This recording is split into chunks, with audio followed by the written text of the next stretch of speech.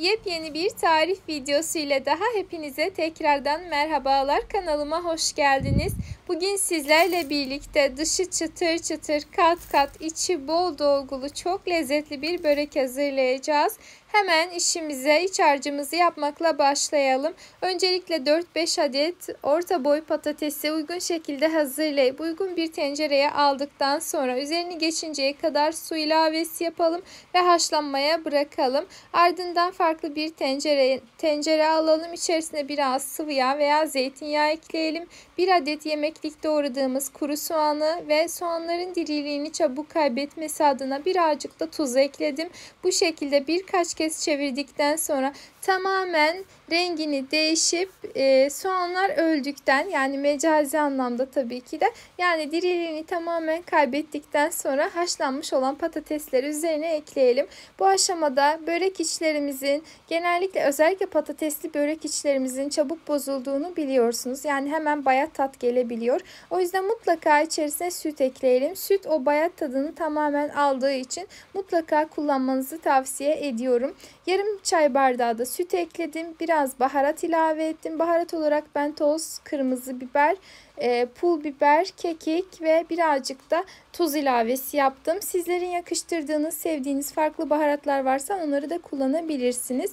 Ardından eziciyle ezdim ve bu şekilde hazırlayıp bir kenara bıraktım. Hemen peşinden geçtim artık hamurumu hazırlamaya. Hamur için 200 mililitrelik su bardağı ile 5 su bardağı unu uygun bir tencereye aldıktan sonra üzerine 1 silme yemek kaşığı kadar tuz ve çay kaşığının yarısı kadar toz maya ilave ediyorum. Ve karıştırarak, yani bir taraftan karıştırarak diğer taraftan azar azar su ilavesi yaparak hamuru yoğurmaya başlıyorum.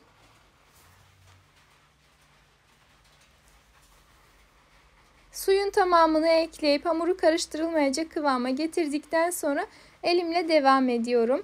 5 su bardağı un için toplamda 2 su bardağı kadar su kullandım. Kontrollü davranmanızı tavsiye ederim.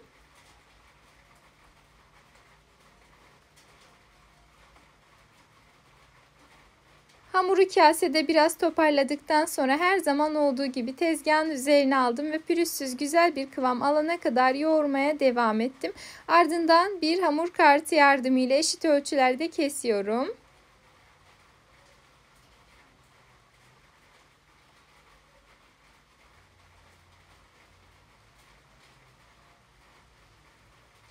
Kestiğimiz hamurları elimizle bezeler yapalım. Ben birazcık daha büyük kesmişim. O yüzden tekrardan elimle kontrollü şekilde eşitlemeye çalıştım. Dilerseniz mutfak terazisi kullanabilirsiniz ama bu gibi tariflerde çok da önemli değil açıkçası.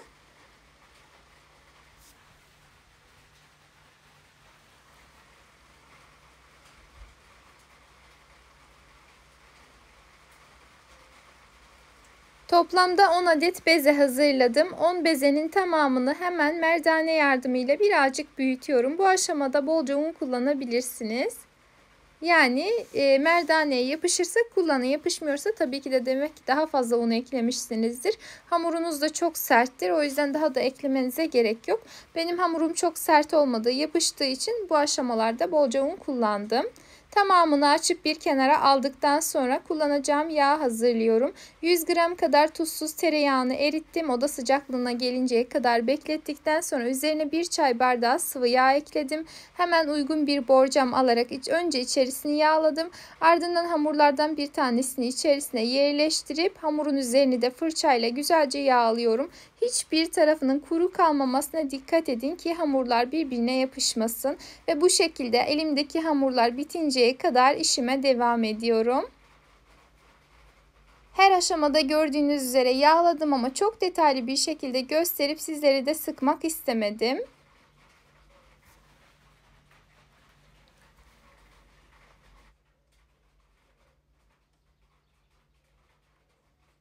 Geriye kalan yağın tamamını üzerlerine gezdirdikten sonra üstünü bir poşet yardımıyla kapatarak oda sıcaklığında 25-30 dakika kadar dinlenmeye alıyorum. Eğer hava çok sıcak ise kesinlikle 1 saati geçirmemenizi tavsiye ederim ki hamurlar birbirlerine yapışmasınlar.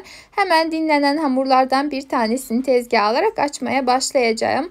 Lakin açmadan önce mutlaka gördüğünüz üzere tezgahımızı yağlayalım ki tezgaha yapışmasın. Elimizle bu şekilde çekiştirirsek zaten kolaylıkla açılacaktır. Tırnağınızı geçirmediğiniz veya hamura sert davranmadığınız sürece kolaylıkla da yırtılmaz.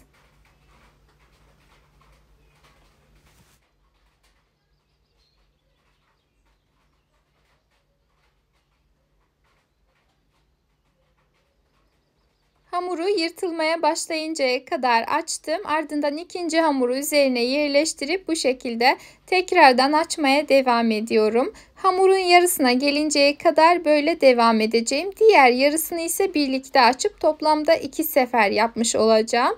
Lakin tamamını aslında ben kayda aldım. Lakin ikinci hamuru açarken o kısmını editte, yani bu videoda sizlere göstermek istemedim ki izlerken canınız sıkılmasın. Açıkçası video uzun olursa daha çok işime yarıyor ama sizler de izlerken sıkılırsanız bu benim için de sıkıcı olabilir. O yüzden hemen sadece bir tanesini gösterdim ama diğer kalan hamurları da aynı şekilde hazırladım. Aklınızda bulunsun.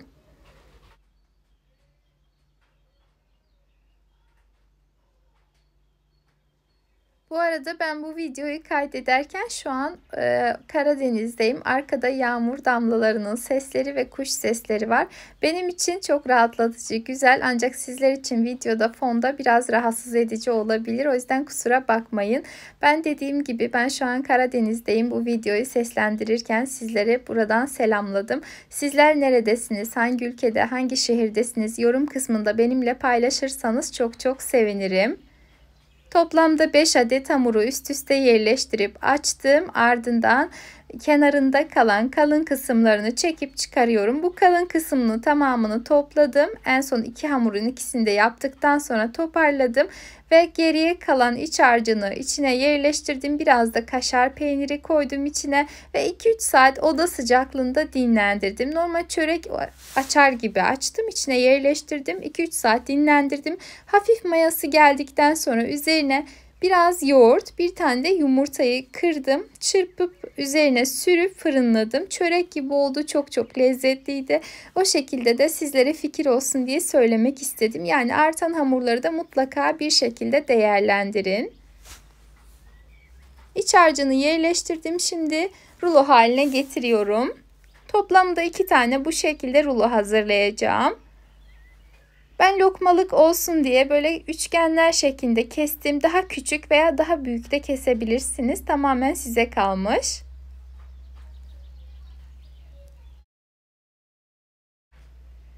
Kestiğimiz hamurları hemen fırın tepsimizin içerisine yerleştirelim.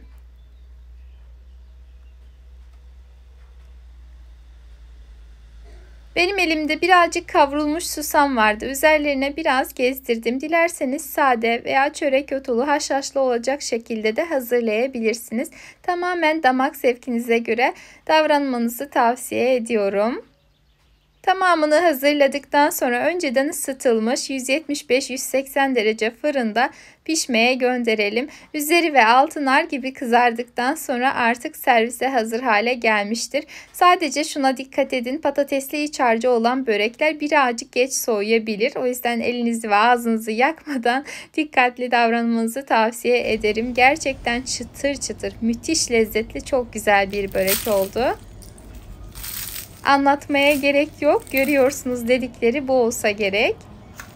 Eğer beğendiyseniz beğeni bırakmayı, yorum yazmayı, kaydetmeyi ve de sevdiklerinizle paylaşmayı ihmal etmeyin. Bir sonraki videolu tariflerim için kanalıma tamamen ücretsiz bir şekilde abone olarak bildirim zilini açmayı ihmal etmeyin lütfen. Yeni videolarımda tekrardan sizlerle görüşmek ümidiyle. Kendinize çok iyi bakın. Allah'a emanet olun.